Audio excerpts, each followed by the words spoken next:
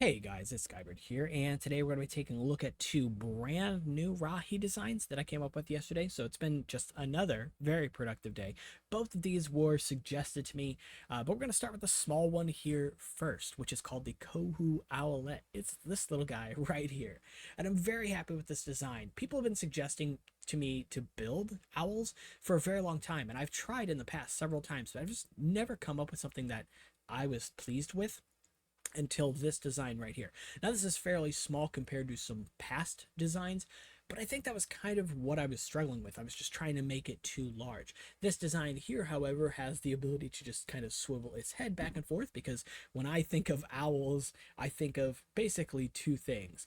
These round, fluffy, big-eyed, stout beaked birds, and their ability to just watch, to just look at things, right? So this little guy has one main feature, no functions to the set, but you can actually tilt the whole wing set and head backwards, so it goes from that perched position to this flying position. Of course, the legs can be moved up as well since they are on ball joints, but that gives you the ability to just kind of flap the wings here, which are these large Borak windscreen pieces, or put the head back down and then just tuck the wings into the side of the creature so you get it at more of a sitting pose. Really happy with the design of this overall. I ended up actually having to upload it this morning to account for that head swivel, which I had added after I rendered it last night. But I ended up rendering it with these pieces that you see here because I just like the aesthetic of these pieces better. In this case, it also allows me to add a second color to the dark blue one. Not that it matters. These guys are basically buildable in just about every color a Borak is, as long as you swap around maybe a couple of pieces or, change up the color combinations.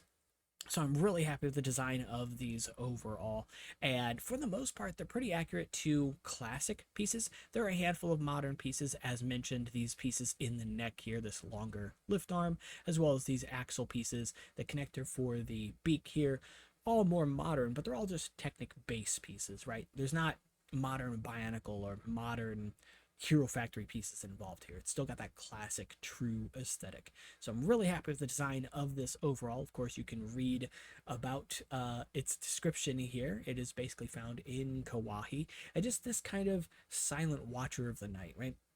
So we're going to go ahead and scroll up to the next Rahi and take a look at it in front of us. And it is this guy right here.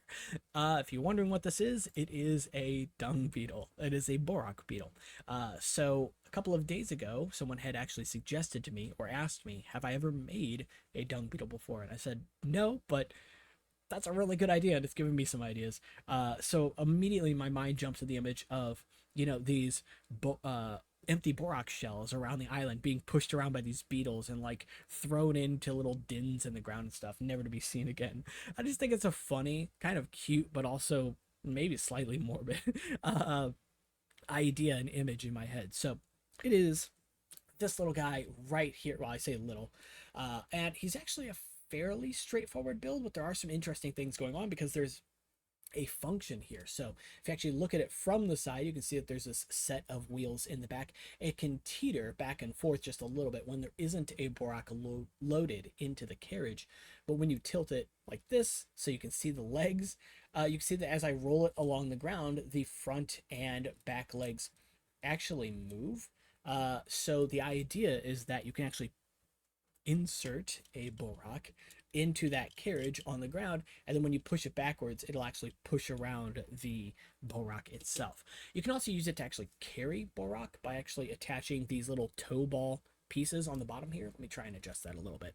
These little gray pieces, you can put on the inside axles here, and they will actually clip into the pinholes on the sides of these Borak. Now, they don't work with every Borak shield because some Borak shields don't have pinholes or don't have them in the right location, but if it's just for transportation purposes, it still works out just fine.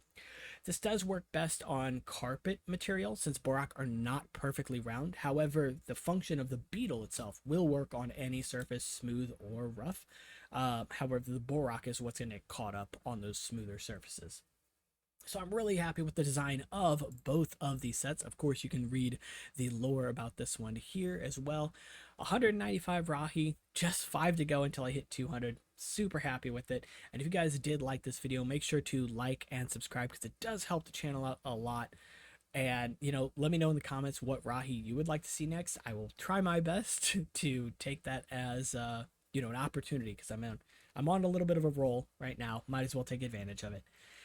And if you enjoyed, again, just make sure to subscribe. I'll see y'all in the next one.